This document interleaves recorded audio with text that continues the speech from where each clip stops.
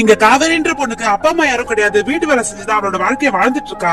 இந்த பொண்ணு முருகன்ற பையன் காதலிச்சிட்டு இருப்பான். அந்த பொண்ணுக்குமே இவனை ரொம்ப பிடிக்கும். நம்ம 2 பேரும் எப்ப கல்யாணம் பண்ணிக்கிறதுன்னு சொல்லி கேக்குறான். இவன் மார்ஷல்ல வேலை செஞ்சுட்டு இருப்பான். எப்பயுமே அவனுக்கு நைட் டியூட்டி தான் போடுவாங்க.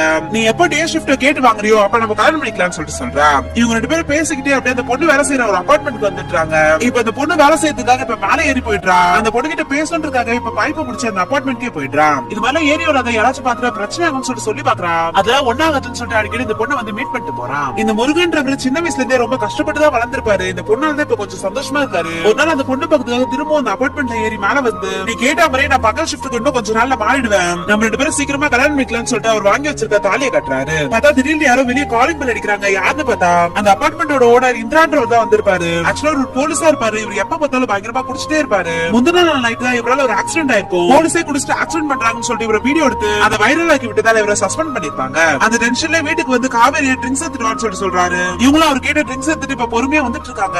இப்ப முருகன் வேற கபோர்ட்குள்ள ஒளிஞ்சிட்டு இருக்கா. எங்க மாட்டிக்க போறான்னு சொல்லிட்டு இந்த பொண்ணும் பதட்டத்துல ட்ரிங்க்ஸ் டேபிள் மேல வைக்கிறது பதிலா கீழே போட்டு உடைச்சிடுறாங்க. இத பாக்குற இந்திராக்கு கோவம் வந்து ட்ரிங்க்ஸ் கூட ஒழுங்கா வைக்க தெரியாதுன்னு சொல்லிட்டு அந்த பொண்ணை பலான்னு அரைஞ்சிடுறாரு. அடிச்சதுல அந்த பொண்ணு அந்த கிளாஸ் மேலே போய் விழுந்துடுறா. கிளாஸ் குத்தன்ற அந்த பொண்ணு அதே இடத்துல இறந்து போயிடுறா.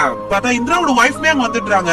என்னடா பண்ணி வச்சிருக்கன்னு சொல்லிட்டு கேக்குறாங்க. இந்திராவும் நானே போய் சரண்டர் ஆயிடுன்னு சொல்லிட்டு சொல்றான். அந்த பொண்ணு அதுக்கு, நீ ஜெயிலுக்கு போயிட்டா என் லைஃப் என்ன ஆகுது, அதனால இந்த பொண்ணை நம்மளே டிஸ்போஸ் பண்ணிடலாம்னு சொல்லிட்டு அந்த பொண்ணோட பாடி எடுத்துட்டு போய் புதைச்சிடுறாங்க. இதெல்லாம் ஒளிஞ்சிட்டு இருந்து பாத்துட்டு இருந்த முருகனும் பயங்கரமா வருத்தப்படுறான். இவங்க பழிவாங்கன்னு சொல்லிட்டு இந்திரா குடிக்கிற ட்ரிங்க்ஸ்ல மாச்சூரில இருந்து எடுத்துட்டு வந்து ஒரு கெமிக்கலை கலந்துடுறான். அந்த ட்ரிங்க்ஸ் குடிச்ச இந்திராக்கு அடுத்த நாளே கண்ணு தெரியாம போயிடுது. இவன் கண்ணு இல்லாம அவஸ்தைப்படுறத பார்த்து இவனுமே ரொம்ப சந்தோஷப்படுறான். பார்த்தா புருஷனும் பொண்டாட்டி சேர்ந்து இப்ப குழந்தைக்கு பிளான் பண்ணலாம்னு சொல்லிட்டு பேசுறதை இவன் கேட்டுட்டு அன்னைக்கு நைட்டு இந்திராவோட வைஃபை சாகடிச்சு அந்த பொண்ணை தூக்குல தொங்க விட்டுறான். இவனுக்கு கண்ணு தெரியலனால இன்னும் ஒரு போலீஸ்ன்றதால இப்ப பொண்டாட்டியை யார் சாகடிச்சிருப்பாங்கன்னு சொல்லி இன்வெஸ்டிகேட் பண்ணிட்டு இருக்கான். எப்படியோ ஒரு வழியா கொலகார வீட்டுக்குள்ளதான் இருக்கான்றது இவனுக்கு தெரிஞ்சிருது. 2 பேருமே இப்ப பயங்கரமா சண்டை நடக்குது. ஒரு கட்டத்துக்கு மேல இவனை எதுக்காக இவனை பழி வாங்குறான்றத சொல்லிடுறான். கண்ணு தெரியாத இவனை அசால்ட்டா அவன் சாகடிச்சுட்டு போயிடலாம். ஆனா வேணுனே அவனை சாகடிக்காம விட்டுட்டு கொஞ்சம் கொஞ்சமா தான் அவனை பழி வாங்கணும்னு சொல்லிட்டு பாத்துட்டு இருக்கான்.